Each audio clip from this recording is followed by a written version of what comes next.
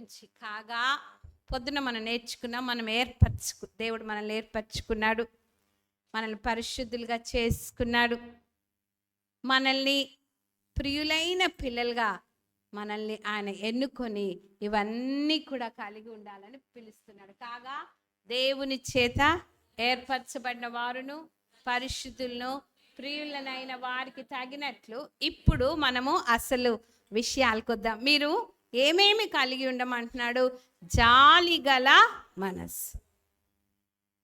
జాలి అనే మనస్సు ఎక్కడి నుండి వస్తుందంటే క్రీస్తు యేసునకు కలిగిన ఈ మనస్సు మీరును కలిగి ఉంది. ద రియల్ కంపాషన్కి ఫాదర్ ఎవరు? దేవుడే. He is the source of compassion. Compassionate heart ఆ దేవునికి ఉన్నది, అది మనం కలిగి ఉండాలి. ఆ మనస్సు మనం కలిగి ఉండాలి. కంపాషన్ అనే మాటకు అర్థం ఏంటంటే entering into people's pain and sharing in their suffering. నిజంగా మనుషుల యొక్క బాధల్లోనికి మనం వెళ్ళిపోయి వారి బాధలను మనం పంచుకొని వారికి సహాయం చేయడం, అదే కంపాషన్. జాలి అంటే కేవలము ఒక వైఖరి కాదు, కానీ క్రియతో కూడిన వైఖరి. ఒక క్రియ అంటే వారి బాధలతో మనం మమేకమైపోయి ఆ బాధల్ని మన మనసు నుండి అర్థం చేసుకొని వారికి సహాయం చేయాలన్న సంకల్ప సిద్ధితో క్రియ చేయడమే జాలి చూపడం. That is real compassion. కాబట్టి మరి మనము ప్రతిరోజు మన కుటుంబంలో, సమాజంలో, మన సంఘంలో, ఇరుగు పొరుగు వారి మధ్య ఈ జాలి గల మనస్సు కలిగి ఉండాలని దేవుడు మనల్ని పిలుస్తున్నాడు. అది ఆయన ఇస్తాడు. ఆయన మనల్ని పిలిచినాడంటే, ఏర్పరచుకున్నాడంటే, తన ప్రియులైన పిల్లలుగా సమాజంలో, సంఘంలో, కుటుంబంలో నిలబెట్టుకున్నాడంటే ఇవన్నీ ఇస్తానంటున్నాడు. ఇవ్వడానికి ఆయన శక్తి గలవాడు. ఎక్కడ పొందుకోవాలి? దేవుని దగ్గర. ఇవి ధరించుకొనుడి అంటే ఇచ్చేవారు ఎవరు? Who is our tailor, who is our master, who is our giver? దేవుడే. ఇస్తాను బిడ్డ రండి అంటున్నాడు. ఇప్పుడు మన పిల్లలకి మనం బట్టలు కుట్టియాలంటే వెళ్తాము, బట్ట తెస్తాము, కుట్టిస్తాము, ధరింప చేస్తాం. నాకు నువ్వు తెచ్చే బట్టలు వద్దు, నా ఇష్టమైన వేసుకుంటా అంటే నువ్వు ఎంత బాధపడతావు? అయ్యో, నేను నీకోసం ఎంత కష్టపడి ఇన్ని డబ్బులు పెట్టి నేను ప్రేమతో కొని కుట్టించి ఇస్తానంటే నువ్వు వద్దంటే నాకు ఎంత బాధ కొడుకా బిడ్డ. లేకపోతే మనకు ఇష్టమున్న వాళ్ళకి మనం ఇస్తే వాళ్ళు ధరించుకోకపోతే మనకు బాధ అనిపిస్తుంది. ఎందుకంటే మనమే కదా ఇచ్చేది. మన ప్రేమంతా ఒలకబోసి, మన ప్రేమంతా దాంట్లో మన కష్టాన్ని, మన ప్రేమను, మన ఆశను, మన కోరికను అంతా దాంట్లో పెట్టి ఇస్తుంటే అవి వద్దు అంటే బాధపడేది ఎవరు? మనకి ఇవ్వాలనుకుంటున్న దేవుడు. అందుకే దేవుడు అంటాడు, రండి మీరు నా ప్రియులైన పిల్లలు, నేను మిమ్మల్ని పిలుచుకున్నాను, నేను ఏర్పాటు చేసుకున్నాను, నేను మీకు ఒక డ్రెస్ కోడ్ సిద్ధం చేశాను, అది మీకు ధరిస్తాను. చూడండి, ఈ లోకంలో అందరికీ డ్రెస్ కోడ్స్ ఉన్నాయి. ఒక్కొక్క శాఖ వారికి వారి డ్రెస్ కోడ్ ఉంది. ఇప్పుడు అయ్యప్ప భక్తులు ఉన్నారు, నల్లని బట్టలు వేసుకుంటే మీరేమనుకుంటారు? అయ్యప్ప. ఆరెంజ్ డ్రెస్ వేసుకున్నారు, మీరేమనుకుంటారు? ఆంజనేయుని భక్తులు. వైట్ డ్రెస్సెస్ వేసుకున్నారు, క్యాథలిక్ నన్స్ అనుకుంటాము. ఇంకా లేకపోతే పెంతకొస్తు శాఖ, ఇంకేదైనా. మరి వారి డ్రెస్ కోడ్ని చూసి ఫ్యాక్టరీస్లో పనిచేసే వాళ్ళు, షాప్స్లో పనిచేసే వాళ్ళు ఇప్పుడు ఏం చేస్తారంటే అంతా యూనిఫామ్. పలానా పెద్ద పెద్ద మాల్స్కి వెళ్ళండి, ఆ వర్కర్స్ అందరికీ ఒక డ్రెస్ కోడ్ ఓనర్ సిద్ధం చేసి ఇస్తున్నాడు. మీరు మావారు, మీ ఐడెంటిటీ మా సంస్థకు చెందినవారు, మా శాఖకు చెందినవారు, లేదా మా భక్తికి చెందినవారు అని చెప్పుకోవడానికి అందరికి ఒక డ్రెస్ కోడ్ వారు ఇస్తున్నారు. మరి యేసయ్య తన బిడ్డలు అని లోకానికి ఆయన చూపించడానికి కూడా నా ప్రియులైన పిల్లలు, నేను ఏర్పరచుకున్న కాల్డ్ అవుట్ పీపుల్, నేను పరిశుద్ధపరచుకున్న బిడ్డలు, నేను ఏర్పరచుకున్న బిడ్డలు, ఇదిగోండి నేను ఇచ్చే డ్రెస్ కోడ్ మీరు ధరించుకొని లోకంలో నా విలువను మీరు, లేదా నేనెవరినో మీరు చూపించడానికి మీరే నా ప్రతిబింబాలు. మీరే నా పక్షాన నిలబడి యేసు ఎవరో చూపించేవారు. మీ డ్రెస్ కోడ్ ఇది, అది నేను మీకు దయచేస్తాను. Come and take from me అని పిలుస్తున్నాడు. మరి మనందరికీ తెలుసు మత్తయి సువార్త 11వ అధ్యాయం 28, 29 వచనాల్లో, ప్రయాసపడి భారం మోసుకొంచిన సమస్తమైన వారులారా నా యొద్దకు రండి, నేను మీకు విశ్రాంతి కలగజే. నేను సాత్వికుడను, దీన మనస్సు గలవాడను కనుక మీ మీద నా కాడి ఎత్తుకొని నా యొద్ద నేర్చుకో, అప్పుడు మీ ప్రాణములకు విశ్రాంతి దొరుకును. ఏలయనగా నా కాడి సులువు, నా భారమో తేలి. అమ్మా, ఈ డ్రెస్ కోడ్ బరువైంది కాదు, భారమైంది కాదు. కొన్ని బట్టలు వేసుకునే వాళ్ళు, ఇప్పుడు నేను ఏమనుకోకండి, ఎప్పుడైనా బాగా ఎండల్లో ముస్లిమ్స్ ఆ బురక వేసుకొని పోతే మనం ఏమనుకుంటాం, అబ్బా ఎంత చెమట, ఎంత వేడి అయినా వాళ్ళ డ్రెస్ కోడ్ మర్చిపోరే, వాళ్ళ బురక వదిలేరే. ఎందుకు? It is the identity. మరి మన ప్రభువు మనల్ని పిలిచి ఏమంటున్నాడంటే, మీ అంతరంగములో ఈ దుస్తులన్నీ మీరు ధరిస్తే బయట ప్రస్ఫుటంగా మీరెవరో కనబడతారు. సో ఇది అంతరంగమున ధరించుకునేవి. మీరందరూ ప్రయాసపడి భారం, మీ ఏమేమి దుస్తులు వేసుకున్నారో, పాపపు వస్త్రాలు, శాపపు వస్త్రాలు, నానా రకాల కఠిన మనసను వస్త్రము, ఇంకా నానా రకాల అహంకారమైన వస్త్రము, ఏమేమి ఉన్నాయో అవన్నీ మీకు ఎంతో భారమైనవి. రండి, అవి తీసేసి నేనిచ్చే వస్త్రమును మీరు ధరించండి. మరి మనమందరం ఆయన దగ్గరికి రావాలి.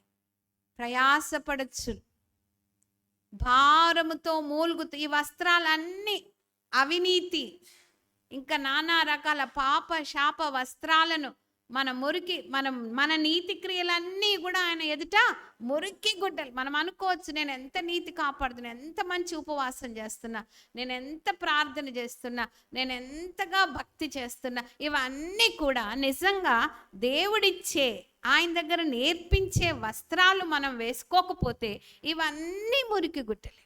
ఆయన ఏమంటున్నాడంటే, తనను గురించి తను చెప్పు, నేను సాత్వికుడను, దీన మనసు గలవాడు గనుక మీ మీద నా కాడి ఎత్తుకొని నా యొద్ద నేర్చుకోండి.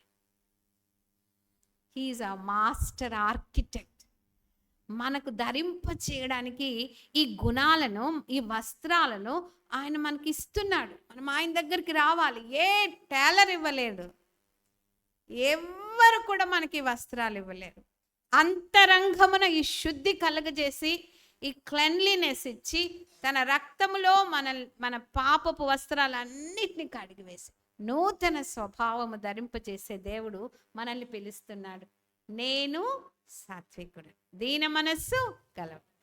ఆయన దగ్గరకు వస్తేనే ఆ వస్త్రం నీకు. ఇక్కడ చూడండి, మీరు జాలిగల మనస్సును, దయాళుత్వమును, వినయమును, సాత్వికమును, దీర్ఘశాంతమును ధరించు.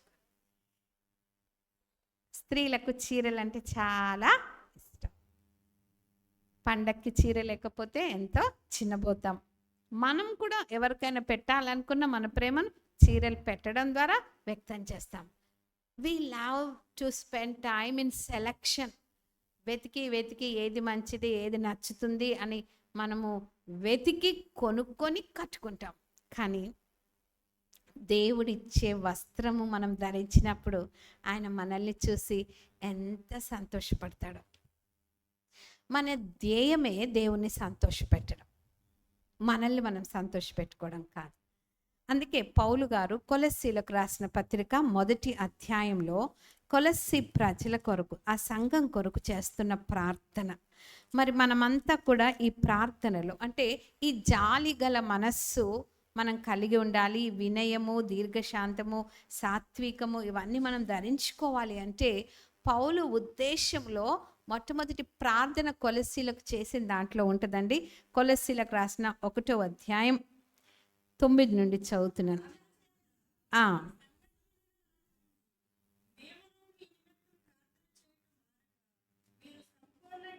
మీరు సంపూర్ణ జ్ఞానమును ఆత్మ సంబంధమైన వివేకము గలవారును ఆయన చిత్తమును పూర్ణముగా గ్రహించిన వారునై ప్రతి సత్కార్యములో సఫలులగుచు దేవుని విషయమైన జ్ఞానమందు అభివృద్ధి పొందుచు అన్ని విషయములలో ప్రభువును సంతోషపెట్టినట్లు ఆయనకు తగినట్టుగా నడుచుకొనవలననియు ఆనందంతో కూడిన పూర్ణమైన ఓర్పును దీర్ఘ శాంతమును కనుపర్చినట్లు ఆయన మహిమ శక్తిని బట్టి సంపూర్ణ బలముతో బలపరచబడవలననియు తేజోవాసులైన పరిశుద్ధుల స్వాస్థ్యములో పాలివారగునట్లు మనలను పాత్రులనుగా చేసిన తండ్రికి మీరు కృతజ్ఞతాస్తుతులు చెల్లింపవలనని దేవుని బతిమాట. ఈ బట్టలన్నీ, ఈ వస్త్రాలన్నీ మనల్ని ఎక్కడికి తీసుకెళ్తాయంటే తేజోవాసుల సహవాసం. ఎంత మహిమ, ఎంత గ్లోరీ, ఎంత గ్లో, ఎంత కళ, ఎంత గొప్ప అంటే ఆ సమాజంలో మనం ఉండాలి. తేజోవాసుల సహవాసములో మనము తప్పిపోతే, ఉండకుండా పోతే ఇన్ని చేసి లాభం ఏంటి? కాబట్టి ఈ వస్త్రాలు కంపల్సరీ, ఇవన్నీ మనం తప్పకుండా ధరించాల్సిందే. ఎందుకంటే మనం అందరం కూడా దేవుణ్ణి సంతోషపెట్టే వస్త్రం ధరించుకోవాలి. ఆయన సంతోషపెట్టే పను మనం చేయాలి. ఆయన సంతోషపెట్టే వైఖరి మనం కలిగి ఉండాలి. నేను దీన్ని ధ్యానిస్తుంటే, ప్రభువా, జాలి చూపాలంటే తెలివితో, జ్ఞానంతో చూపాలి. ప్రేమ చూపాలన్నా తెలివైన ప్రేమ కావాలి. ఎవరినంటే వాళ్ళను, ఇప్పుడు పాపం చేసే వాళ్ళని జాలి పడతాం అనుకో. ఒక పాము లోపలికి వచ్చింది, పోనీలే పాపం దాన్ని చంపొద్దు అని జాలి పడితే ఏమవుతుంది? సో మన జాలి అయినా మన ప్రేమ అయినా తెలివితో, జ్ఞానంతో కనపరచాలి. మనం ఏది చేసినా దేవుణ్ణి సంతోషపెట్టాలి. బ్లాంకెట్గా జాలి గల మనస్సు అంటే ఎవరినంటే వాళ్ళని జాలి పడాలని కాదండి. అక్కడ పరిశుద్ధ దేవుని తేజోవాసుల సహవాసంలో, స్వాస్థ్యములో మనం పాలు పొందుటకు ఏవేవి మనకు సహాయపడతాయో, ఏవేవి మనము చేస్తే తేజోవాసుల సహవాసంలో, స్వాస్థ్యంలో వాళ్ళు పాలు పంపులు పుచ్చుకుంటారో వాటి కొరకే మనం ఇవన్నీ కలిగి ఉండాలి. That is the ultimate goal. దేవునికి సంతోషం కలిగిస్తున్నానా? ఇది ఆయన చిత్తమా? పిల్లలు అక్రమంగా ఉండి క్రమశిక్షణ లేకపోతే పోనీలే చిన్నోడు అంటే ఏమైపోతుంది? జాలి, అమ్మ జాలి, కొట్టకుండా, తిట్టకుండా, మరి సంఘస్థులను కూడా ఏమాత్రం డిసిప్లిన్ చేయకుండా జాలితో అమ్మగారు ఉంటే ఏమవుతుంది? దేవుని సంతోషపెట్టే జాలి అది. ఆయన చిత్త ప్రకారము దేవుని అందుకే నా యొద్ద మీరు నేను సాత్వికుడను దీనమని. అంత సాత్వికము దీన మనసు గల యేసయ్య బల్లలు ఎట్లా తారుమారు చేశాడు? కొరడా పెట్టుకొని అందరినీ ఎందుకు వ్యాపార పిల్లగా చేశారని కోపం తెచ్చుకున్నాడు. మనం ఎంత దీన మనస్సు, సాత్వికము, జాలి కలిగిన వారమైనా దేవుని పనులను అడ్డగించే సాతాను శక్తులను మటుకు మనము పారద్రోడాల్సిందే. అపవాది క్రియలను లయపరచుటకు మనుష్య కుమారుడు ప్రత్యక్షమాయను. 1 యోహాను 3వ అధ్యాయము 8వ వచనం. మనం ఎప్పుడైనా దేవుని తేజోవాసుల సహవాసములో మనము ఉండునట్లు ఇవన్నీ ధరించుకోవాలి. మనుషులు కూడా ఇవన్నీ కలిగి ఉండునట్లు మనము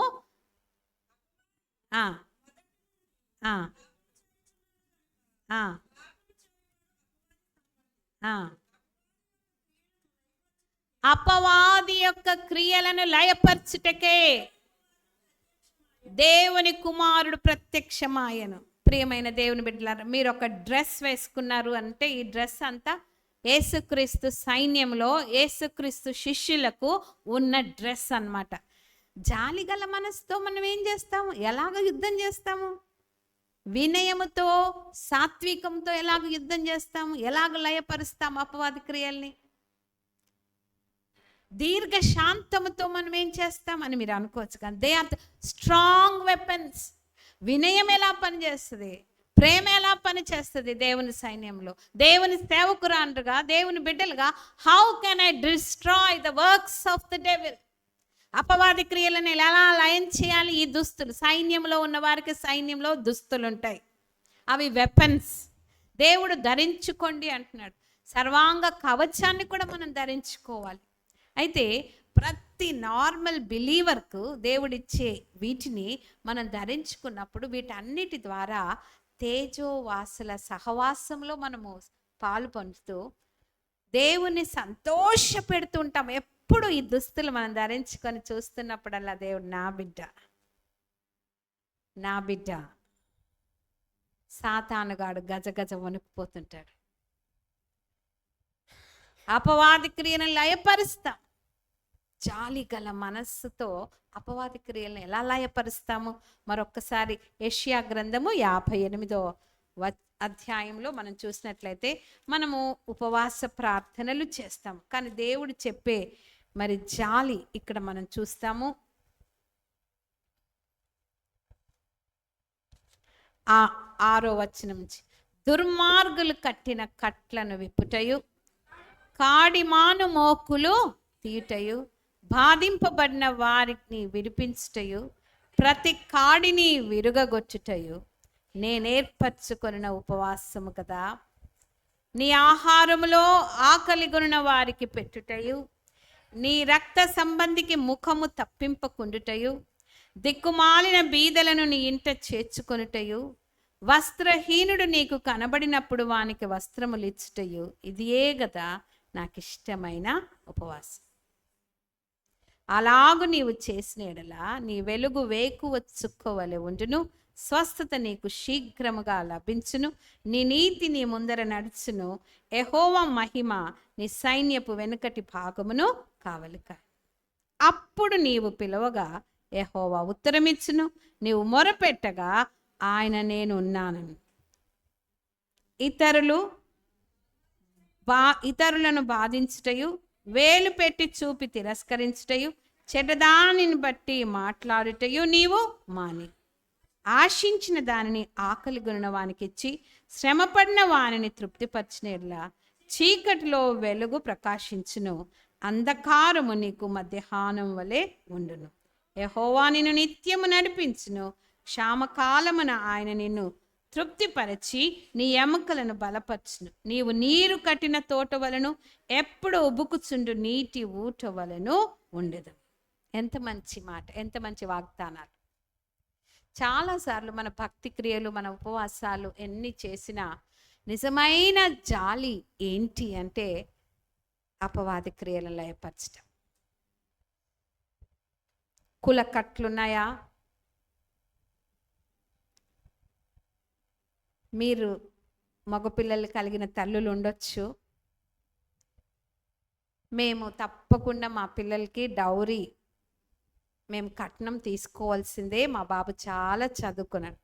కట్నం అనే కట్లలో ఉన్నావా? కులం అనే కట్లలో ఉన్నావా? ఈ దుర్మార్గులు కట్టిన కట్లను విడిపిస్తావా? నీ సంఘాన్ని, నీ విశ్వాస బిడ్డల్ని, నీ కుటుంబాన్ని. స్త్రీగా నువ్వు లేవాలి. ఏమీ కార్మైకల్ అనే మిషనరీ మరి తమిళనాడులో ఆమె ఒక సంస్కరణ చేసింది. ఆమె దుర్మార్గులు కట్టిన కట్లను నేను విడిపిస్తాను, చిన్న చిన్న పిల్లల ఆడపిల్లల్ని దేవదాసీలుగా చేసి లోపల గర్భగుడిలో ఉన్న మరి పూజ చేస్తున్న పూజారులకు వీరు సేవ చేసే దేవదాసీలుగా, అంటే వాళ్లకు సేవ చేస్తే వీరు దేవునికి సేవ చేసినట్టే అని ఆ చిన్న చిన్న పిల్లల్ని తల్లిదండ్రులు ఆడపిల్లల్ని ఇచ్చేవాళ్ళు.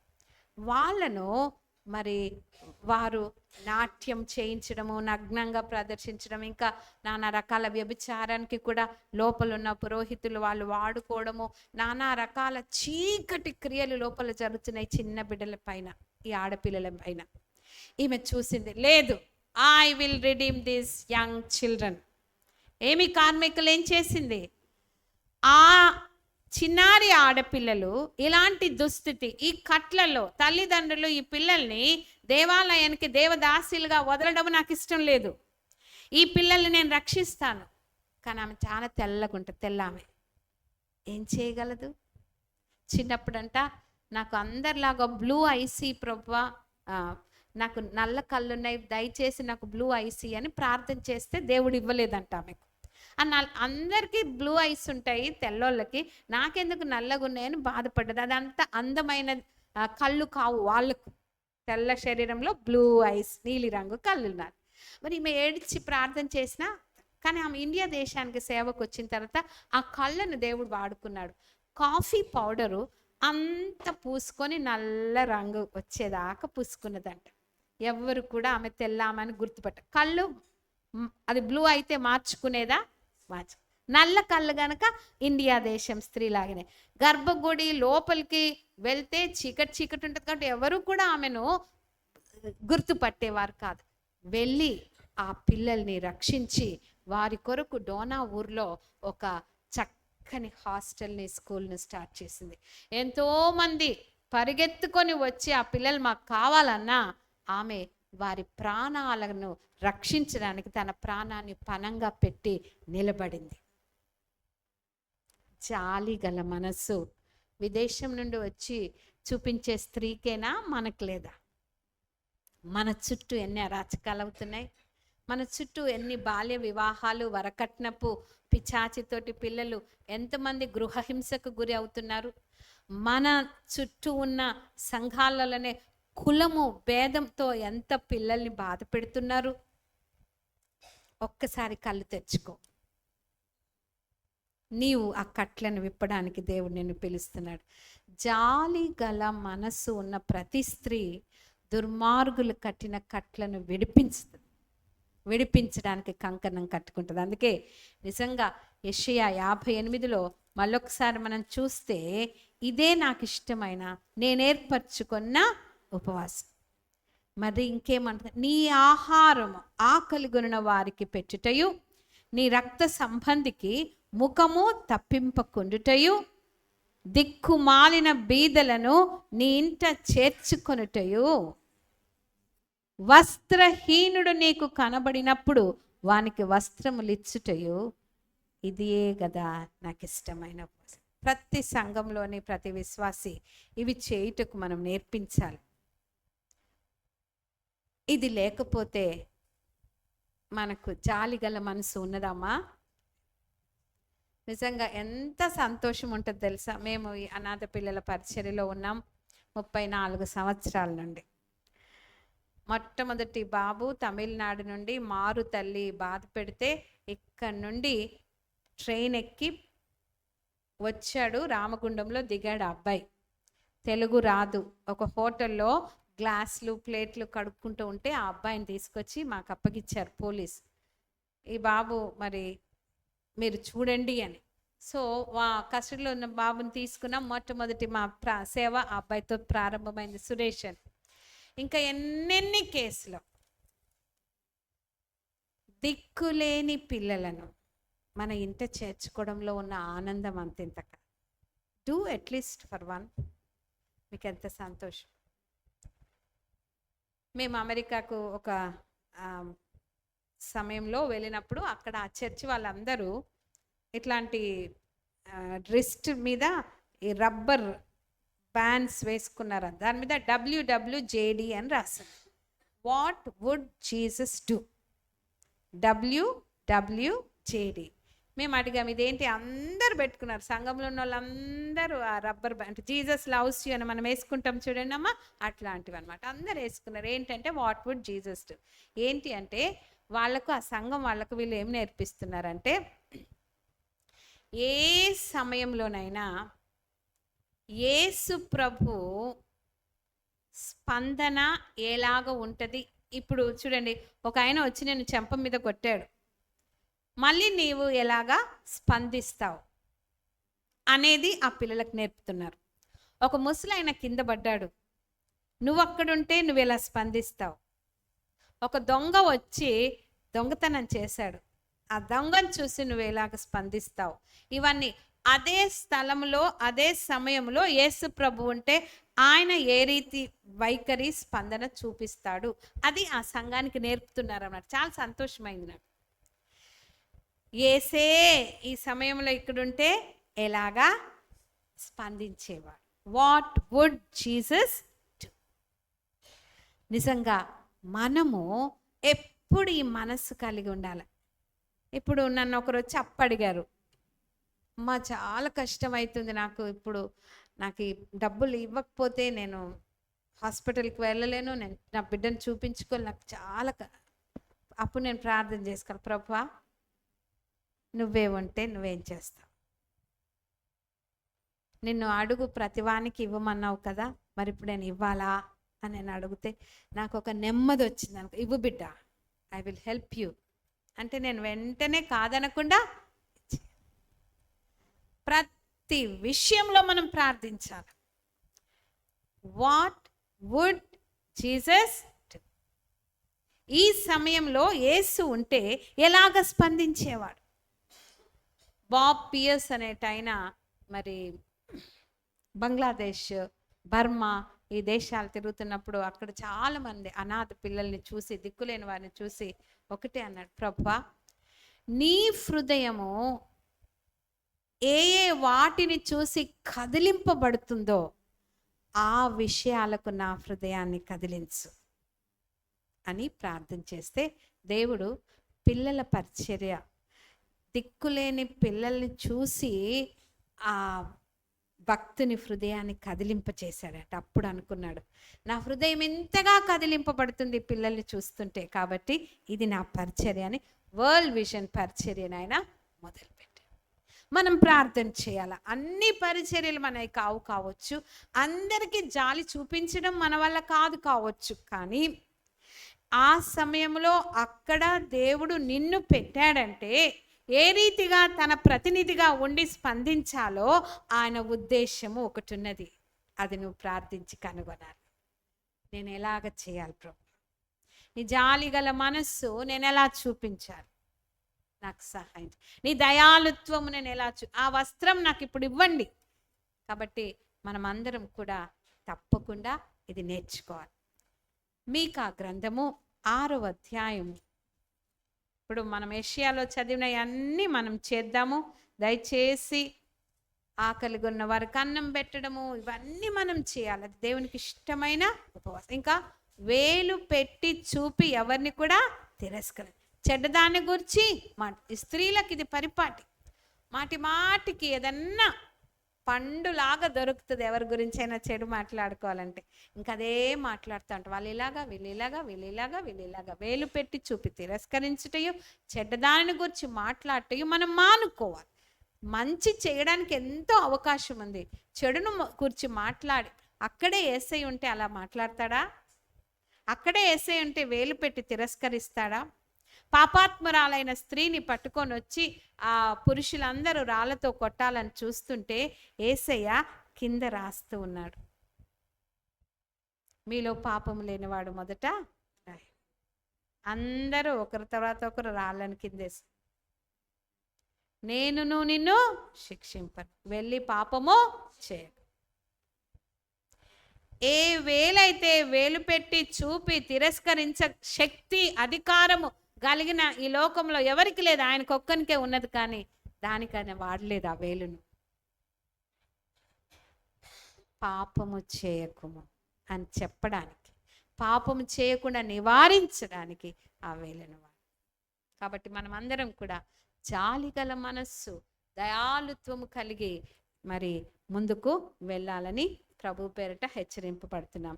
మీకా 6:8, మనుష్యుడా ఏది ఉత్తమమో అది నీకు తెలియజేయబడి ఉన్నది, న్యాయముగా నడుచుకొనుటయు కనికరమును ప్రేమించుటయు, దీన మనస్సు కలిగి నీ దేవుని ఎదుట ప్రవర్తించుటయు, ఇంతే కదా యెహోవా నిన్ను అడుగుచున్నాడు. సేవకురాలా, దేవుని బిడ్డ, if God has to ask you anything to do for him, the best thing నువ్వు దేవునికి ఇచ్చేది, ఉత్తమమైనది ఏది ఉత్తమమో అది నీకు తెలియజేయబడినది. ఆ ఉత్తమమైనది మనం చేయాలి. ఉత్తమమైనది ఏంటి? న్యాయముగా నడుచుకుంటాయు, కనికరమును ప్రేమించుటయు, నీ దేవుని ఎదుట దీన మనస్సు కలిగి ప్రవర్తించుట, ఇంతే కదా ఆయన నిన్ను అడుచు. అంటే ఆయన కాడి సులువు, ఆయన భారమో తేలిక. న్యాయంగా నడుచుకుంటే నాకు చాలా కష్టం అంటామా? న్యాయం చేయడం నాకు కష్టం, అది నా వల్ల కాదు అంటామా? కనికరం చూపుట నా వల్ల కాదు, అది కష్టం అంటామా? దీన మనస్సు నాకు రానే రాదు, నాకు తగ్గింపే లేదు అంటామా? అది అంత కఠినమా? అయితే నీవు ఆయనతో జోడింపబడలేదు. నేను నిజమైన ద్రాక్షావళి, తీగలు మీరు. ఆయనలో నుండి ప్రాణం మనకు వస్తుంది, జీవం మనకు వస్తుంది, ఆయన స్వభావం మనకు వస్తుంది, ఫలించే శక్తి. కొమ్మ ఏమి కష్టపడాల్సిన అవసరం లేదు. ఆ కాండంలో ఉంటే కొమ్మ ఆటోమేటిక్గా పుష్పిస్తుంది, ఫలిస్తుంది. Doesn't need to struggle. ఆ కొమ్మ కష్టపడాల్సిన అవసరం లేదు. అందుకే నా కాడి సులువు, నా భారమో తేలిక. నా యొద్ద నేర్చుకోవాలి, నాలో అంటుకట్టబడి ఉండాలి. నాకు వేరుగా ఉండి మీరేమీ చేయరు. అసలు దేవునికి వేరుగా ఉండి ఎలా జాలిగల మనసు ఉంటుంది, ఎలా మనకు దయాళుత్వం చూపించగలం, ఎలా తగ్గింపు వినయము, ఎలా మనకు దీన మనసు ఉంటుంది, ఎలా దీర్ఘశాంతం ఉంటుంది. ఇంపాసిబుల్. పైకి చేస్తామేమో, కానీ హృదయపూర్తిగా మనం ఎప్పుడు కూడా ఆయన అన్నట్టు మనము ఉండలేము, చేయలేము, ఫలించలేము. కనుక ప్రియమైన బిడ్డలారా, దేవుడు ఉత్తమమైన దాన్ని ఎన్నుకోమంటున్నాడు. అది మనకు తెలియజేయబడి ఉన్నది, అది చేయమంటున్నాడు. అదేంటంటే న్యాయముగా నడుచుకుంటాడు, కనికరమును ప్రేమించడం, నీ దేవుని ఎదుట దీన మనస్సు కలిగి ప్రవర్తి. ఇది 3 చాలా ముఖ్యం. మరి హోషేయ 6:6లో ఏముంది? నేను బలిని కోరను గాని కనికరమునే కోరుచున్నాను. దహన బలుల కంటే దేవుని గూర్చిన జ్ఞానము నాకు ఇష్టం. నేను బలిని కోరను కానీ ఏం కోరుతున్నాడు? కనికరమునే చాలా సేవా కార్యక్రమాల్లో మనము బలులు అర్పించినంత మినిస్ట్రీ ఎన్నో చేస్తాం. ఆయన పేరట ఎన్నో మనం అర్పిస్తుండొచ్చు, మనము సేవా కార్యక్రమాలు చేస్తుండొచ్చు. కానీ ఇఫ్ యు ఫర్గెట్ మర్సీ, ఒక పేద బిడ్డకు కనికరం చూపడం మర్చిపోయి సేవ అని ఎన్నో చేసినాం అనుకోండి, ఎన్నో బలులు అర్పించినట్లు మేకలు, కోడెలు, వాళ్ళన్నీ చేస్తున్నారు. అన్నీ చేస్తుంటే దేవుడు ఏమన్నాడంటే, నేను బలిని కోరను కానీ కనికరమునే కోర్చు. మన సేవలో ఒక పాస్టరమ్మగా, ఒక సేవకురాలిగా, సేవా కార్యక్రమాలలో మునిగిపోయి, నా పని ఇది, బలులు అర్పించే యాజకుల పని అది. సమరయుడు, ఒక యూదుడు దొంగల చేత కొట్టబడి మార్గ మధ్యంలో పడవేయబడితే యాజకుడు, లేవీయుడు చూసి వెళ్ళిపోయారు. వాళ్ళ పనులు వేరు. కానీ దేవుడు ఏం కోరుతున్నాడు? కనికరమనే కోర్చు. అమ్మలారా, అనుదినము అయ్యా నా కనికరం చూపడానికి నాకు నువ్వు ఎన్నో అవకాశాలు ఇస్తున్నావు, కానీ నేను దాన్ని వాడుకునే సహాయం చేయండి అని అడుగుదాం. దేవుడు కోరేది కనికరం, మన బలులు కాదు. ఇంకేం కోరుతున్నాడమ్మా? నేను ఫాలోయింగ్ దహన బలుల కంటే దేవుని గూర్చిన జ్ఞానము ఆయనకి. మనము ఎన్ని కార్యక్రమాలు చేసినా మన గొర్రెల్ని దేవుని వాక్య జ్ఞానంలో పెంచకపోతే ఎన్ని దహన బలులు అర్పించిన, అందుకే పేతురుతో యోహాను సువార్త 21వ అధ్యాయంలో పేతురు, సీమోను పేతురు, వీటన్నిటికంటే నీవు నన్ను ఎక్కువగా ప్రేమించు. ప్రభువా నేను నిన్ను అయితే నా గొర్రె పిల్లల్ని మేపుము, నా గొర్రెల్ని కాయుము, నా గొర్రెల్ని మేపుము. మాటి మాటికి మేపడం ఏంటి, కాయడం ఏంటంటే వాక్య జ్ఞానముతో వారిని మనం మేపాలి, వాక్యం వారికి ఇవ్వాలి. వాక్యం లేకుండా గొర్రెలు ఎదగవు. మనం ఎన్ని కార్యక్రమాలు చేసినా నిజమైన దైవ జ్ఞానము వారికి అందించే స్త్రీలుగా మనం ఉండాలి. కొన్ని సంఘాల్లో స్త్రీలు మాట్లాడడానికి వీలు లేదు అనొచ్చు, కానీ నీకు పిల్లల సంపద ఉంది. గొర్రె పిల్లల్ని మేపండి, స్త్రీలను మేపండి, యవనస్తులను మేపండి. ప్రిస్సిల్లా సభలను పెట్టారు. ప్రిస్సిల్లా అపోల్లోను కూర్చోబెట్టి తన భర్తతో పాటు ఏం చేసిందమ్మా, మేపింది. నిజమైన దైవ జ్ఞానము, వాక్య జ్ఞానము అతనికి నేర్పింది. ఒక సహధర్మచారినిగా అకులతో పాటు ఆమె ఉంటూ తన ఇంట్లో ఒక యవనస్తునికి, ఒక విద్వాంసునికి ఆమె ఏం చేసింది, సేవ చేసింది. నిన్ను నీ యొక్క సేవను హద్దులు పెట్టుకొని, పరిమితులు పెట్టుకొని, దేవుని యొక్క భారాన్ని, ఆ జాలి గల మనస్సును, దేవుని జ్ఞానం నువ్వు నేర్చుకున్న కొలది నువ్వు ఇస్తూనే ఉండాలి, నువ్వు పంచుతూనే ఉండాలి. నింపబడండి. ఆ జ్ఞానాన్ని దహన బలుల కంటే దేవుడు ఏమంటున్నాడు, ఆ జ్ఞానము నాకు ఇష్టం. కాబట్టి దేవునికి ఇష్టమైనది కనికరము, దేవుని గురించిన జ్ఞానము మన బిడ్డలకు, మన సంఘాలకు. సో ఎవ్రీ ఉమెన్, ప్రిసిల్లా సభలకు వచ్చిన ప్రతి సేవకురాలు దైవ వాక్య జ్ఞానంలో ఎదగాలి. అప్పుడు ఈ జాలి మనకు కలుగుతుంది. అయ్యో వీళ్ళకి వాక్య జ్ఞానం లేదు గనక చెడిపోతున్నారు మన పిల్లలు. నాకైతే హృదయం వేదన ఏంటంటే, ఇంత చిన్న పిల్లోడు, నేను ట్రైన్లో వస్తున్నాను, 2 సంవత్సరాల పిల్లోనికి తల్లి సెల్ ఫోన్ ఇచ్చేసింది. ఇంకా వాటినే చూస్తున్నా. తినేటప్పుడు అదే, పడుకోవాలన్నా అదే, పాలు తాగాలన్నా అదే. ఎవరు కాపరి ఆ చిన్న బాబుకు? Cell phone. సెల్ ఫోన్లోని నానా యాప్స్, చిన్న చిన్న బొమ్మలు. వాడు కళ్ళు, నేను అంటున్నా కళ్ళు బాగా ఇదైతే కదరా తీసే అంటే, నేను వినిపిస్తలేను కదా, చెవులకు ఎక్కువ ఇది కాకుండా ఓన్లీ కళ్ళకే, వాయిస్ నేను పెట్టలేదు కదా అంటే. తల్లులకు కూడా జ్ఞానం కావాలి కదా. సో మన పిల్లల్ని కూడా మనం పెంచే వాక్యంలో నాకైతే చాలా జాలేసింది ఆ పిల్లని చూస్తే. అయ్యో లోకం ఏమైపోతుంది, అయ్యో పిల్లలు లోబడుటకు దేనికి మిమ్మును మీరు ఇచ్చుకుందరో దానికే దాసులు. సెల్ ఫోన్కు లోబడ్డానికి మనల్ని ఇచ్చుకుంటే దానికి దాసులం అయిపోతుంది.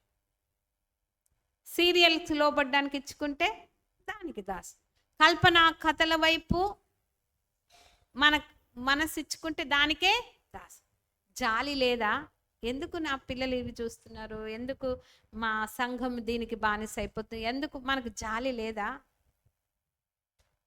We have to redeem them. ఆ కట్ల నుండి మనం ఏం చేయాలి, వాళ్ళను విడిపి. అపవాది క్రియలను లయపరచుటకే మనుష్య కుమారుడు ప్రత్యక్షం. ఒక స్త్రీగా, ఒక సేవకురాలుగా నువ్వు ఏ ఇంటికి వెళ్ళినా, ఎక్కడ ప్రత్యక్షమైన, ప్రభువా ఇక్కడ ఏ అపవాది క్రియలున్నా లయం చేయడానికి నన్ను తీసుకెళ్ళండి, యూజ్ మీ. అది మనము ఆ భారం కలిగి మనం ముందుకు వెళ్దాం. మరి ఇప్పుడు మనము ఈ జాలి కనికరం అని చూస్తున్నాము. మరి బైబిల్లో ఎన్నో కథలు ఉన్నాయి.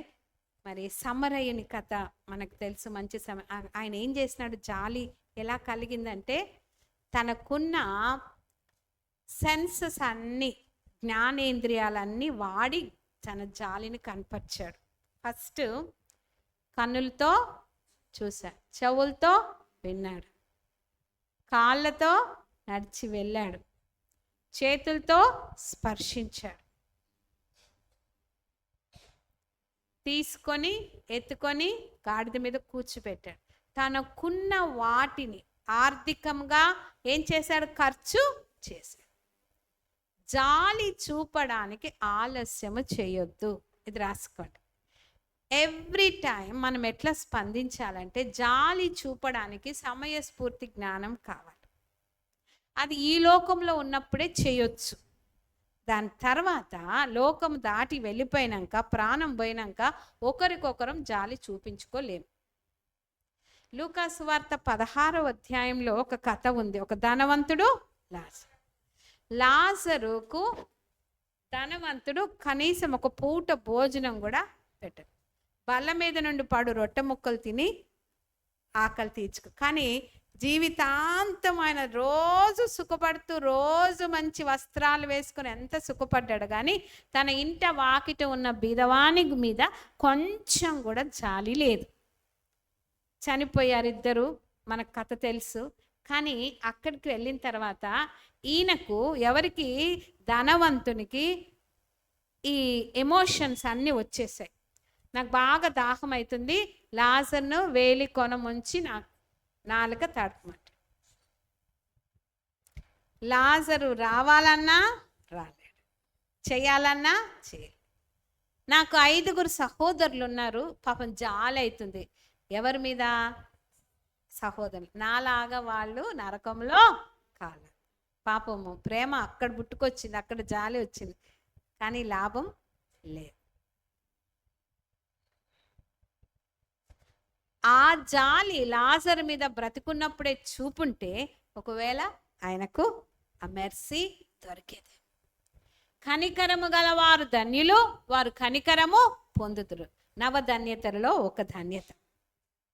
మనం ఈ లోకంలో కనికరం చూపితేనే దేవుడి లోకంలో మనకు కనికరంను దయచేస్తాడు. దయచేసి అది మీరు గుర్తుపెట్టుకోండి. ఎన్నడూ కూడా మనకున్న ఆపర్చునిటీస్ని, మనకు దేవుడిచ్చే మరి ఆ యొక్క ఏమంటారు అవకాశాల్ని జారవెచ్చుకోకుండా తప్పకుండా మనము ఏమంటారు ప్రతి మనిషికి నేను ఇక్కడ దేవుని యేసు ప్రభు ఉన్నట్టే స్పందిస్తాను, ఆయన వైఖరిని నేను చూపిస్తాను, నేనే కావచ్చు యేసయ్య ప్రతినిధిని అన్నట్టు మనము చేయాలి. మరి మన జీవితంలో మనకు ఎన్నో రకాల పరిస్థితులు ఎదురవుతాయి. అయితే దాంట్లో వేశ్యలిద్దరు సొలొమోన్ దగ్గరికి వెళ్ళిన పరిస్థితి చూద్దాం. మన దగ్గర కూడా అలాంటి కొన్ని వస్తూ ఉంటాయి. 2 పిల్లల్ని పెట్టుకొని పడుకున్నారు. ఏం జరిగింది మీకు కథ తెలుసు. నాకు సమయం ఎక్కువ లేదని కొన్ని కథలు చెప్పి జాలి ఎలాగ చూపించాలి, అన్యాయము సహిస్తూ జాలి చూపించాలి. ఈ తల్లికి అన్యాయం జరిగింది, ఈమె బిడ్డను ఎత్తుకొని పోయి నా బిడ్డే అంటుంది. ఆ సొలొమోన్ ఏమన్నాడంటే కత్తి తీసుకొచ్చి ఏం చేయండి, 2 ముక్కలు చేయండి.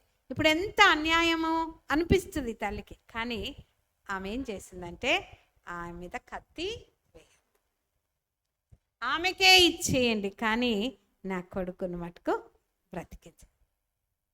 కొన్నిసార్లు మనకు మన జీవితంలో చాలా జరుగుతాయి. అవి పోలీస్ కేసులే కావచ్చు, మన ఇండ్లే కావచ్చు, మన పాలివారు మన నుండి కోరేటివే కావచ్చు. మనం అంటాము అది చెరి సగం అవ్వాల్సిందే, వారికొద్దు మనకొద్దు అని ఎన్నెన్నో మనం చేస్తాం. కానీ ఆ తల్లిని జ్ఞాపకం చేసుకుందాం. ఆమె ఎంత జాలి చూపించిందంటే నా కొడుకు మరణం కావాలి, నాకు అన్యాయం అయినా పర్వాలేదు కానీ నా కొడుకు మరణించు.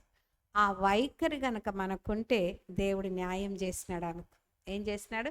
ఈమెనే నిజమైన తల్లి, నిజమైన జాలి చూపించిందే నిజమైన తల్లి. God weighs our heart and motives. మన హృదయ ఉద్దేశాలు, వైఖరులు, లోపల అంతరంగములో అన్నీ చూసే దేవుడు న్యాయం చేస్తాడు. అందుకే మనం అన్యాయం సహించిన పర్వాలేదు, కానీ మనము జాలినే చూపుతావా?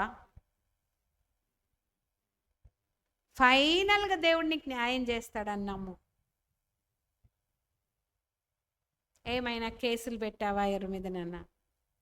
జాలి లేకుండా వారిని బాధ పెడుతున్నావా? మాటలు అంటున్నావా? నీకు న్యాయం కావాలనుకుంటున్నావా? అన్యాయం సహించైనా జాలి చూపిస్తే దేవుడు న్యాయకర్త చేస్తాడు. కానీ నీవు దాన్ని ఎటు కాకుండా నీ న్యాయం కొరకు నువ్వు ఇది, ఎందుకంటే దిస్ ఇస్ చాలా ఎన్నోసార్లు స్త్రీలు ఎదుర్కొనే సమస్య ఇది. కాబట్టి మనం చాలా జాగ్రత్తగా ఉండాలి. రెండవది, మన జాలి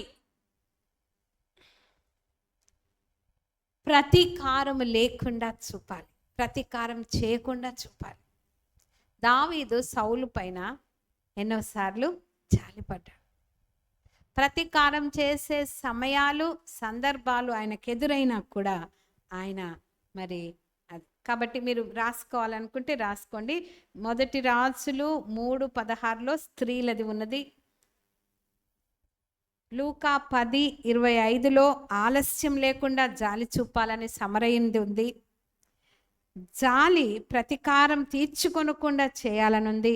1 సమూయేలు 24-26 అధ్యాయాల్లో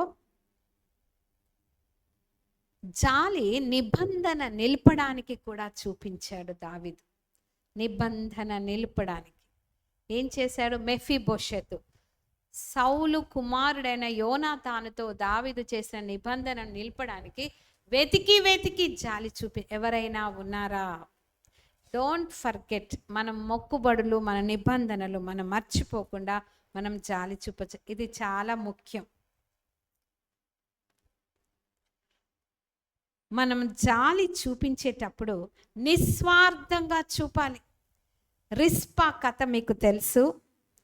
2 సమూయేలు 21 అధ్యాయం 8-11 ఎవరైనా చదవండి ఈ కథ. ఎందుకంటే నిస్వార్థమైన జాలి. కొన్నిసార్లు జాలి చూపించినప్పుడు గుర్తింపు కొరకు చేస్తారు, స్వార్థం కొరకు చేస్తారు. నేను మళ్ళీ నాకు రిటర్న్ వస్తుంది. రిస్పా సౌలు యొక్క ఉపపత్ని నిస్వార్థంగా ఆమె ప్రాణాన్ని పణంగా పెట్టి జాలి చూపించింది. ఎవరికి? సౌలు కుమారులు ఉరి తీయబడ్డప్పుడు, ఆ శవాలు వేలాడుతూ ఉన్నప్పుడు, సరి అయిన సమాధి చేయబడకుండా ఉన్నప్పుడు ఆమె ఏం చేసిందో చూద్దాం.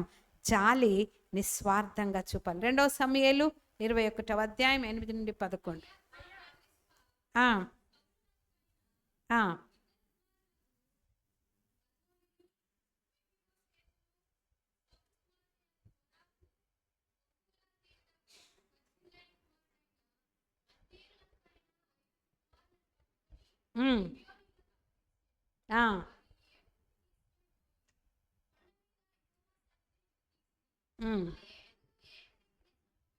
ఏకరీతినే చంపబడిరి.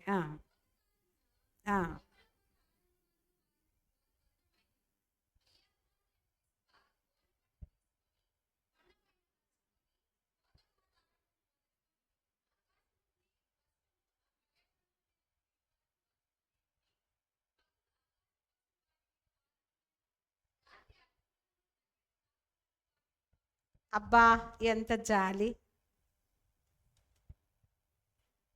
ఎంత జాలి. ఈమె పక్షులు తినకుండా, మృగాలు తినకుండా ఆ శరీరాన్ని చూడండి. స్త్రీలకు రీజనింగ్, ఇదేమి జాలి? ఆమె ఎందుకు ఆమెను వచ్చి మృగాలు తినవా? ఆమె ఒక్కతే స్త్రీ ఎందుకు ఇంత ధైర్యం చేసిందని మనం అనుకోవచ్చు. కానీ ఆమె ఏం చేసిందమ్మా? జాలిపడి ఆ శవములు ప్రాపర్గా పాతి పెట్టబడారు. చాలాసార్లు మీరు చూడరా, హాస్పిటల్స్లో మున్సిపాలిటీ వాళ్ళు పట్టించుకొని శవాలను చూస్తే కనీసము సరి అయిన ప్రాపర్ సమాధి చేయడానికి మీ సంఘం ముందుకు రాదా?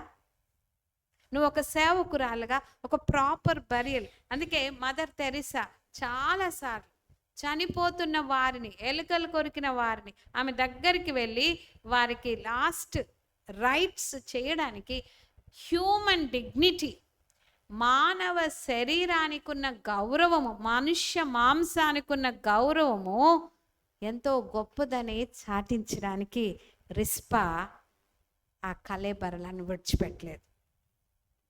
జాలి అంటే బ్రతికున్నప్పుడే కాదు, చనిపోయిన వారి ఎడల కూడా జాలి. రూతు ఏం చేసింది? చనిపోయిన భర్త కొరకు నిలబడి ఏం చేసింది?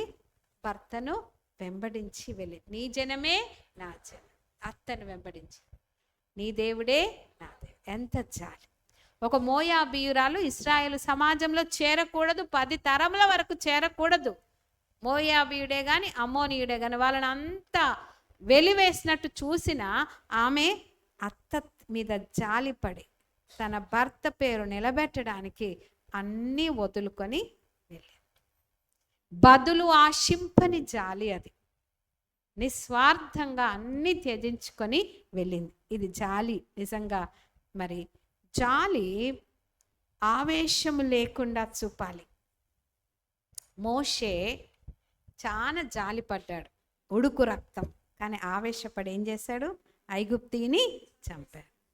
మనం జాలి గల మనసు ఉండొచ్చు, కానీ ఆవేశాన్ని మనం ఏం చేయాలా? అదుపులో పెట్టుకోవాలి. నిర్గమకాండం 19వ అధ్యాయం 15వ వచనం.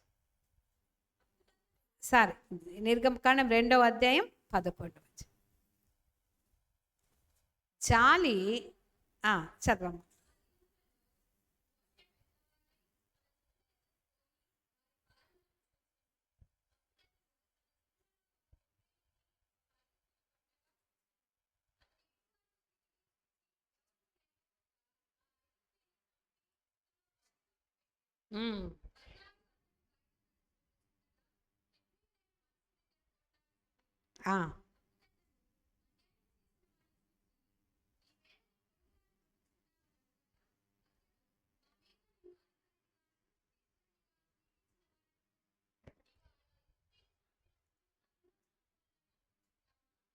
అదే మన జాలి, మన ఆవేశమును అదుపులో పెట్టుకొని చూపించాలి.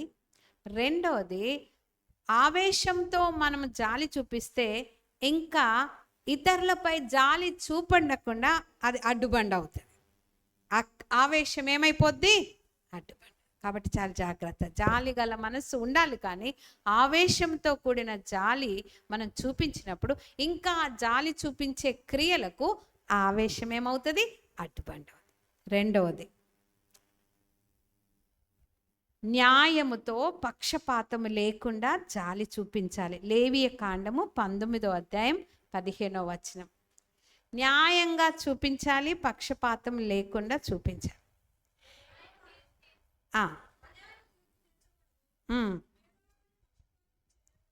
బీదవాడని పక్షపాతం చేయకూడదు,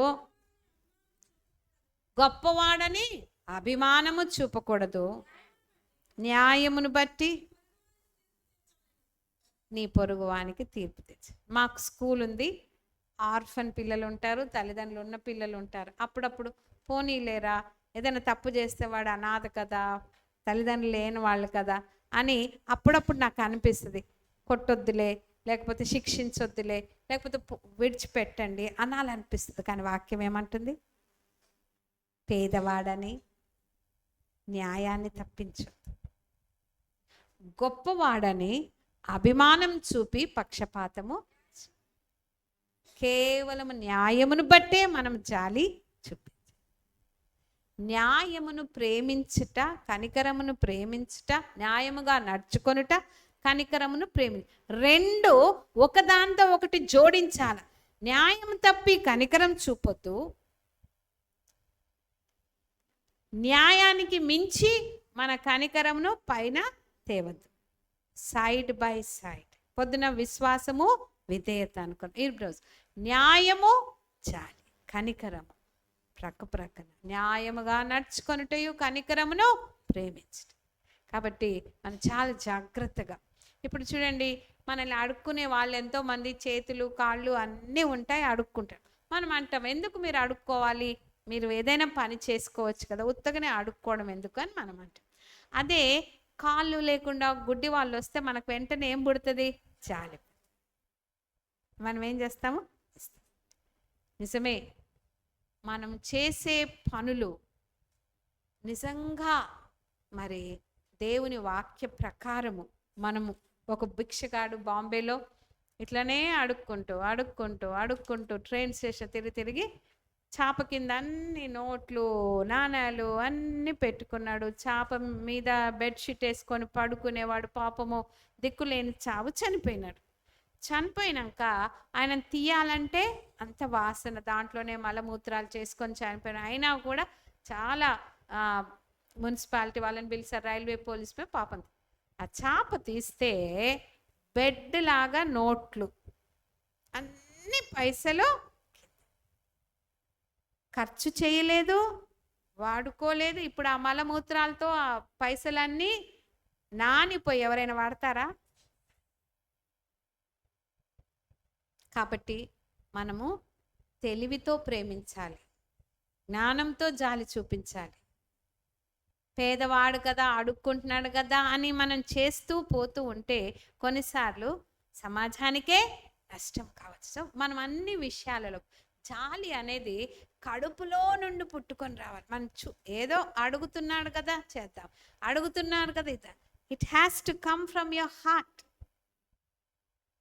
జాలి అనేది, మరి జాలి విధేయతతో చూపాలి. ఇష్టమున్నా ఇష్టం లేకున్నా కష్టమైన. యోనా నినివే ప్రజలకు వెళ్ళి సువార్త చెప్పమన్నారు కదా, ఏంటిది నీకు దుర్గతి పట్టునని ప్రకటించు అన్నాడు.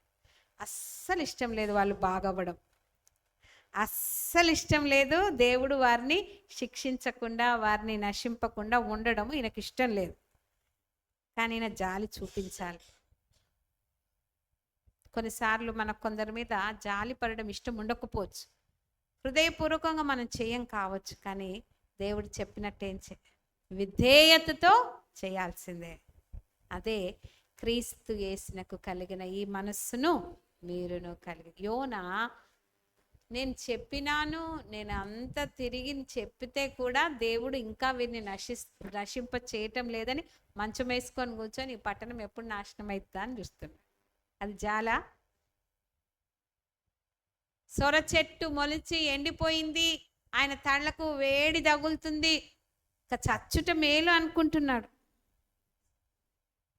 దేవుడు ఏమన్నాడు? ఒక క్వశ్చన్ తోటి ఆ 120,000 కంటే ఎక్కువైన వారు కుడి ఎడమలు ఎరుగని ప్రజల విషయమై నాకు చింతలేదు, నేను విచారపడవద్దా? దేవుని విచారం దేని మీద ఉందో దాని మీద హృదయపూర్వకంగా మనం జాలి పడాల్సిందే, చింతపడాల్సిందే, విచారపడాల్సిందే, మనం యాక్ట్ చేయాల్సిందే.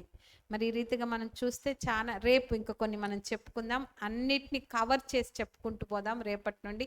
ఈరోజు ప్రత్యేకంగా మనం ఈ జాలి గల మనస్సు అంటే వారి బాధలో మనం అర్థం చేసుకొని ఆ బాధలో మనము షేర్ చేయడమే చాలా గొప్ప విషయము.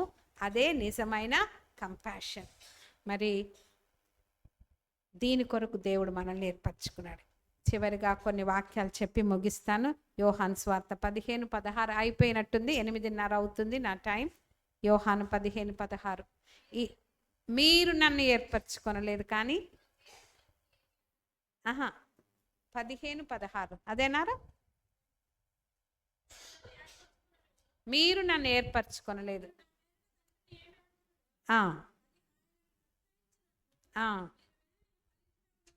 మీరు వెళ్ళి ఫలించుటకును మీ ఫలము నిలిచి ఉండుటకును నేను మిమ్మల్ని ఏర్పరచుకొని. అబ్బా, ఎంత మంచి మాట! ఎందుకు దేవుడు మనల్ని ఏర్పరచుకున్నాడు?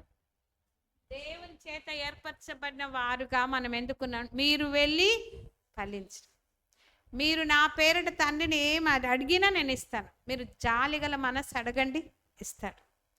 జాలి చూపించడానికి మీకు వనరులు అవసరమా? అడగండి, ఇస్తాడు. జాలి చూపించడానికి మానవుల సహకారం అవసరమా? అడగండి, ఇస్తాడు. జాలి చూపించడానికి సంఘంలో మీకు కావలసిన కార్యాచరణ ప్రణాళిక అవసరమా? అడగండి, ఇస్తాడు. బట్ మీరు నన్ను ఏర్పరచుకోలేదు కానీ నేనే మిమ్మల్ని ఏర్పరచుకున్నాను. ఎందుకంటే మీరు వెళ్ళి ఫలించుటకుని మీ ఫలము, మీరు జాలితో చేసిన ఏ పనైనా నిలిచి ఉంటుంది. తమిళనాడులో మధురై అనే పట్టణంలో ఒక ఆమె లస్సీ అమ్ముకుంటూ హోటల్లో ఉందంట. అప్పుడు బాటసార్లు వెళ్తూ పోతూ ఉన్నప్పుడల్లా లస్సీ తాగుతారు. మరి ఈ లస్సీ ఆమె పాపం ఒక అబ్బాయి బాగా బాధలో వచ్చాడు. 10 రూపాయలు కూడా కట్టలేని పరిస్థితిలో ఉన్నాడు, కష్టంలో ఉన్నాడు. ఆమె ఏం చేసిందంటే 10 రూపాయల లస్సీ ఆమెకు ఆ అబ్బాయికి ఇచ్చింది. ఆయన అక్కడే నిలబడి ఒక అప్లికేషన్ నింపుతున్నాడు. ఆమె ఇచ్చింది. తర్వాత అప్లికేషన్ కట్టడానికి డబ్బులు లేవు. ఎంత బాబు అంటే కొన్ని రూపాయలు అవసరం. సరే, మరి ఆమె అది సహాయం చేసింది. ఆ అబ్బాయి తాగాడు, వెళ్ళాడు, అప్లికేషన్ సబ్మిట్ చేశాడు. దేవుని దయ వల్ల ఆయనకు మెడికల్ కాలేజీలో సీట్ వచ్చింది. ఆ గ్లాస్ లస్సీ తాగినందుకే ఆ శక్తితోటి అప్లికేషన్ అయినా నింపగలిగినాడు.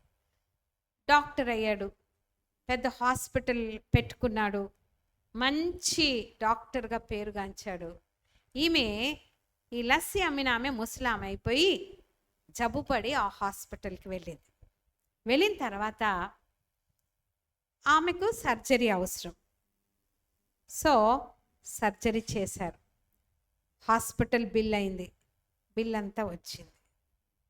సో ఈమె కట్టడానికి అప్పో ఏదో చేసి కట్టాలని వారికి వీరిని అడగడానికి ఆమె ప్రారంభిస్తే అక్కడున్న వాళ్ళు వచ్చి, అమ్మ నీ బిల్ అంతా కట్టేశారు, మీరు కట్టేయాల్సిన అవసరం లేదు అంటే ఆమె ఆశ్చర్యపోయింది. ఎవరు కట్టుంటారు నా బిల్లు, ఎవరు కట్టుంటారు? చాలా బాధకరమైన పరిస్థితిలో వచ్చింది ఆమె. ఇప్పుడు బాగైంది, ఇప్పుడు కట్టాలి.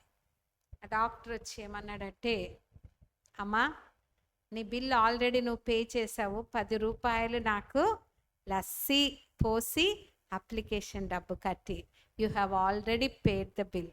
నువ్వు నన్ను గుర్తుపట్టలేదు, కానీ ఆ రోజు నువ్వు నాకు ఒక గ్లాసు మజ్జిగ ఇవ్వకపోతే, ఆ అప్లికేషన్ డబ్బు ఇవ్వకపోతే ఈరోజు నేను డాక్టర్ అయ్యేవాడిని. మీరు వెళ్ళి ఫలించుటకును మీ ఫలము నిలిచి ఉండుటకును నేను మనం చేసే చిన్ని ప్రేమ జాలి కార్యము నిలుస్తుంది ప్రజల జీవితంలో. అది చిన్నదే కావచ్చు. నువ్వు తీసుకెళ్ళి స్కూల్ జాయిన్ చేయొచ్చు, హాస్టల్లో జాయిన్ చేయొచ్చు, నువ్వు ఒక చీర కొనివ్వచ్చు, అది మామూలుగా నువ్వు చేయొచ్చు. కానీ ఆ చీర ఎంత చలి నాపిందో, ఆ దుప్పటి ఎంత చలి నాపిందో, ఏ రోగం రోగంగా కాపాడిందో, ఒక చిన్న నివాసం నువ్వు చూపించవచ్చు, ఒక రోజు ఆశ్రయం ఇవ్వచ్చు. ఆ బిడ్డకు ఎలాంటి కష్టం రాకుండా ఆ రాత్రి బస్ స్టాండ్లోనో మరి ఎక్కడోనో పడి మరి ఎవరి చేతిలోనో ఆ బిడ్డ పడకుండా నువ్వు రక్షించుండొచ్చు. మీకు తెలియదు, మీరు చేసే చిన్న చిన్న మంచి పనులు ఎన్ని జీవితాలను మారుస్తాయో, ఆ ఫలం ఎంతగా నిలిచి ఉంటుందో. మీరు వెళ్ళి ఫలించుటకును మీ ఫలము నిలిచి ఉంటకును నేను మిమ్మను ఏర్పరచు. అందుకే చేద్దాం, జాలిగల పనులు చేద్దాం. ఒక అరటి తొక్క తీసి రోడ్డు మీద వేసారనుకోండి, ఆ అరటి తొక్కను వంగి తీసి బుట్టలో వేయకపోతే ఎవరైనా వచ్చి జారి. ఒకరోజు అట్లాగే ఒక యవనస్తుడు చూసి కూడా తీయకుండా వెళ్ళిపోయాడు. వెనకాల ఒక వృద్ధుడు వచ్చి ఆ అరటి తొక్క మీద కాలేసి పడి కాలిరగొట్టుకు, అయ్యో నేను వంగి తీసుంటే, చిన్న యాక్ట్ ఆఫ్ కంపాషన్, నేనైతే యవనస్తుగా వేరే వాళ్ళు ఎవరైనా పడతారని నేను తీసి పెడితే బాగుండేదని తర్వాత. ఎందుకు తెలుసా? ఆ పడి కాలిరగొట్టుకుని ఆయన ఎవరో కాదు, అలా తాతే. మరి ఆ తాతకి ఎవరు సేవ చేయాలి? వీళ్ళే. మనం అనుకుంటాము ఎవరికో అవుతుందిలే, నేనెందుకు చేయాలా వాళ్లకు. Who knows. ఒక ఆయన మరి ఈ రోడ్లు మరమ్మత్తు చేసే పనిలో ఉన్నాడు. అక్కడికి ఇక్కడికి వాగు పారుతుంది, రోడ్డు వేయాలి. రోడ్డు వేశారు. ఆ రోజు డెడ్ లైన్.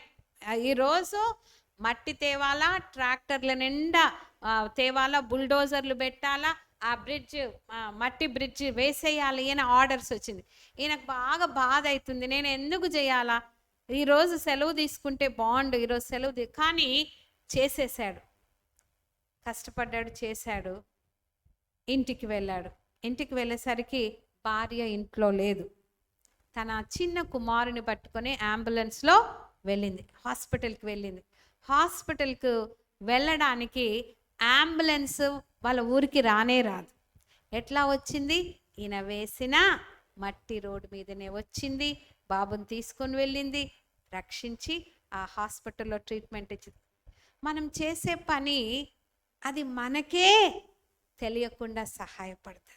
నువ్వు చేసే జాలి గల పని ఎవరికో ఎందుకు చేయాలనుకోకు, అది తిరిగి నీకే సహాయపడుతుంది. కాబట్టి చాలా మీరు వెళ్ళి ఫలించుటకును మీ ఫలము నిలిచి.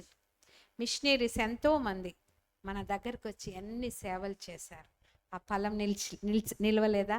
ఈ ఆంధ్రప్రదేశ్లో ఎన్ని సంఘాలు వారి సేవలను బట్టి నిలిచి ఉండలేదా ఫలం? కాబట్టి జాలితో పని చేద్దాం. దేవుడు మనల్ని దీవించునుగాక. ప్రార్థన చేసుకుందాం. ప్రేమగల తండ్రి, మాతో మాట్లాడారు. మీ మనస్సు మేము కలిగి ఉండాలని, మేము చేసే ఏ పనైనా నిలుస్తుంది, మా ఫలం నిలుస్తుంది, మేము బహుగా ఫలించాలి. అందుకే మీరు మమ్మల్ని ఏర్పరచుకున్నారు. ఆ రీతిగా మమ్మల్ని దీవించమని యేసు నామమున అడిగి వేడుకొంచున్నాం తండ్రి. సారీ, కొంచెం సమయం